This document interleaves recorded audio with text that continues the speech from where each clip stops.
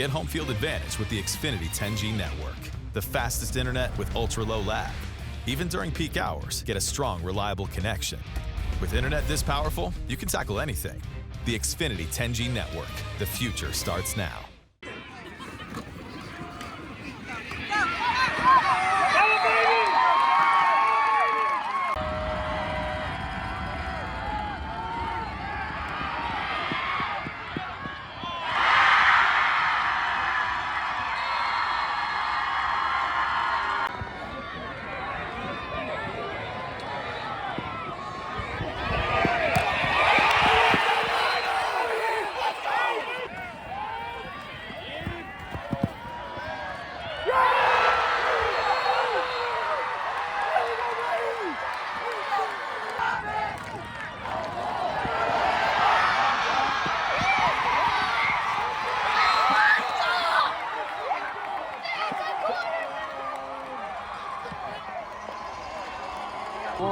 So it means a lot to us, for sure. You have an interception. It kind of obviously turned the game. What did you see on that play? So I saw the fake widescreen, and I seen that on film, watched a lot of film, and I just jumped it.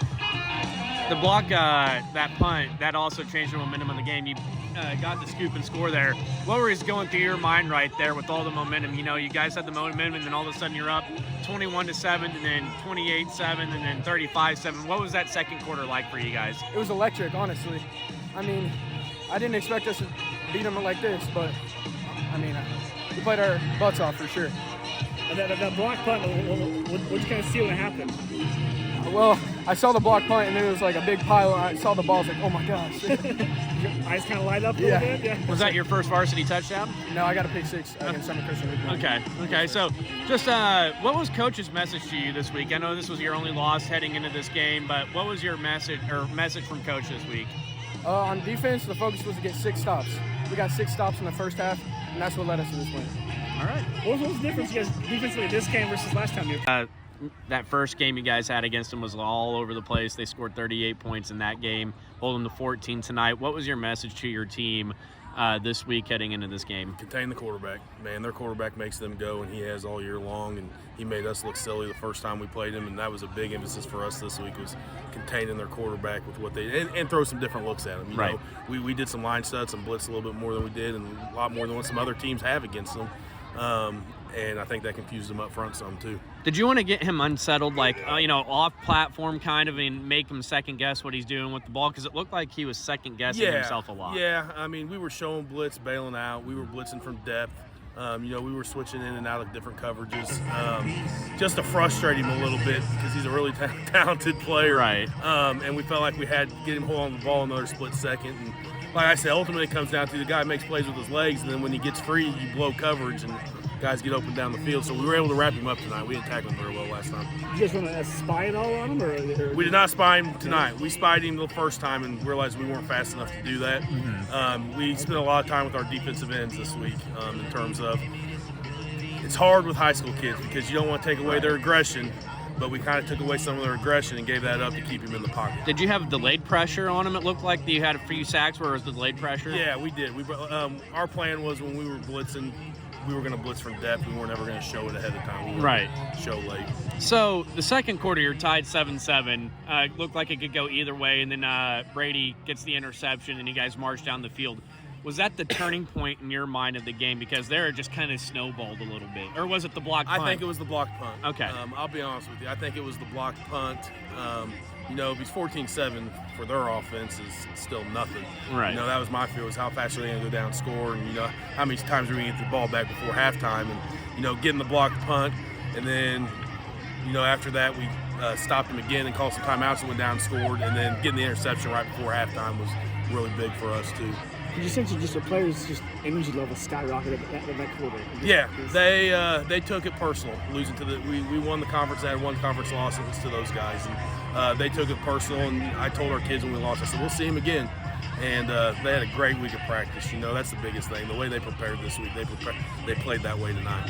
Do you think that kind of game, that the way you lost it, how you lost it, could push your team into this kind of performance in a sense where you guys weren't as focused as you needed to be, but that kind of loss, made your team focus. Our kids, absolutely. I mean, we were on a little bit of roll when we got to them the first time, and I think our kids were overlooking them a little bit and tried to tell them how good they were. And, I think that focus came back this week. And we talked about being focused for 50 to 70 plays on each side of the ball, and whoever is more focused is going to win that game.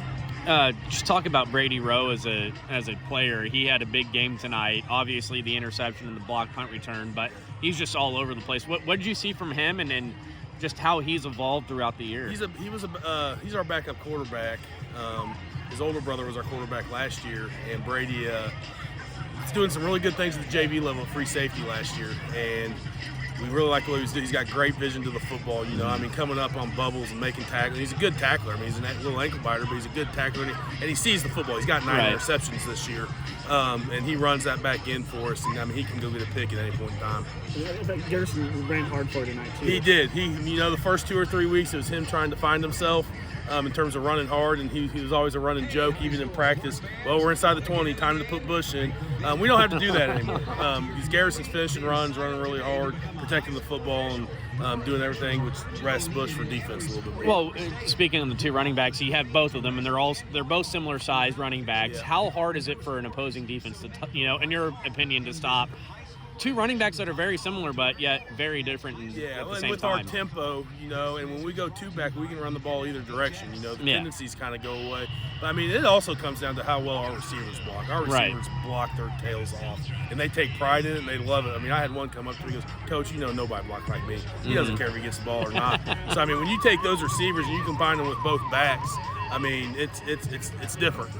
Bush is your guy who's going to break tackles, and Garrison's to the point now to where he's breaking tackles, but he's finishing runs. And the thing with Garrison, his vision's gotten so much better throughout this year. Which receiver was that? They said that. Grayson Sutter. Okay. Grayson. Yep. What's the Bo's night? I thought he was really. He had a really good night. He was efficient. Yeah. We kind of narrowed down our passing games. We hadn't had much of one the last 2 to 3 weeks of the season, and we got to throw the ball to win the playoffs. Mm-hmm. And we kind of narrowed some things down and found some things we felt like he was good at this week, and we hit on him tonight. So the slant that Tyler Weiss took for a touchdown in the second quarter, we dropped that every time we threw it in practice this week. It's one of those things you're like, we dropped it, and we're not going to run it in the game, and then there you go. Yeah.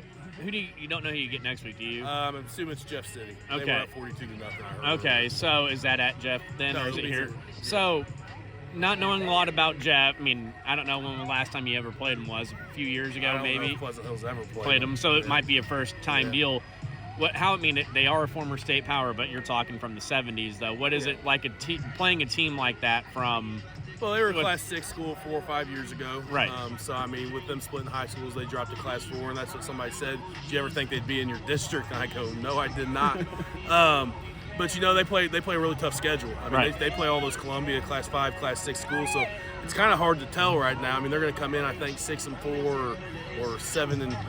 I don't know what they're – but they play some really good football teams, too. Right. So we'll evaluate the film and just kind of go from there. All right, thank you, Coach. Thank you, guys. Appreciate it.